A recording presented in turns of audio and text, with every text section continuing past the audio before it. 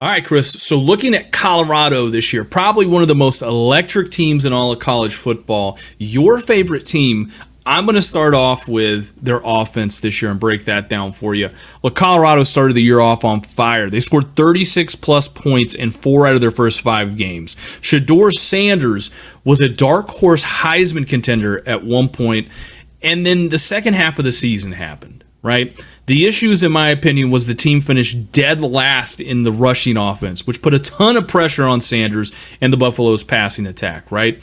The second half of the season, they only put up 30-plus points twice in that 7-game stretch there.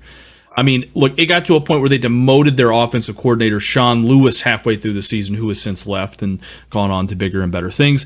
But the highlight of their season was definitely beating TCU week 1 on the road. The low point was the Stanford game. I think we can all agree about that, right? That miraculous comeback that makes my Falcons look like child's play there. I mean, truly a season divided, Chris. But talk to me about their defense. Tell me it gets better. Yeah, it doesn't. It gets worse. To be honest, the defense was absolutely atrocious. We said it before the season started. It was going to be terrible. It was worse than terrible. They gave up 34.8 points per game this year. Yes, I know the Pac-12 had some electric offenses still. My God, that was 122nd in the country. It was a problem all year long from the jump against TCU. Every game almost was a track meet if they were in it offensively. Honestly, Christian, I said this and you agree. I know you agree with this too. Colorado lacked physicality and toughness up front. They did all year long.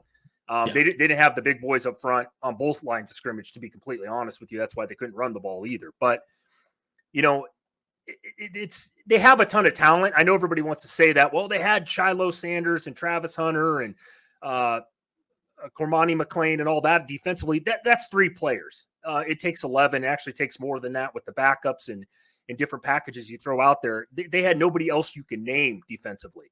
And it was a scheme problem too. It was terrible from the start. That's why you gave up almost 5 touchdowns per game.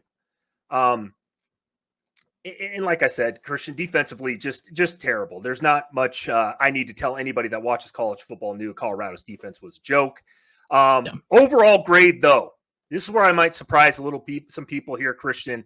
As much as I don't like Colorado, I don't care for the circus that is Deion Sanders over there.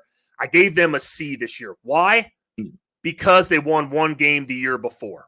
They got to 4 this year. I know a lot of people thought they were supposed to get 9 or 10, some of the delusional people out there. But it was better than the year before. And it's not hard to be better than a 1-win team the year before. But they did show some growth. They do have some talent in there finally. So I gave them a C. Christian, I'd like to hear your thoughts on Colorado overall this year and your grade. Yeah, again, my name's Christian. My first name starts with a C, and that's exactly what I'm going to give him too. Exactly for what Chris said. I mean, Deion took over a program that was 1-11 the year prior, right? I mean, the hype was at an all-time low for Colorado when he took over, and then they got to an all-time high. They haven't experienced for a long time. But, I mean, look, he revamped the roster, 4-8, in a surprisingly tough Pac-12 this year. I mean, that's about what we expected. You know what I mean? So, again, they didn't go 2 or 3 wins there. They got 4 wins. They were on the cusp there of getting a 5th. Really, they should have beat Stanford. Maybe a couple plays go their way. They'd probably be in a bowl game right now. But that's not how this works. So I'm going to give them a C. Bigger and better things for Colorado on the horizon.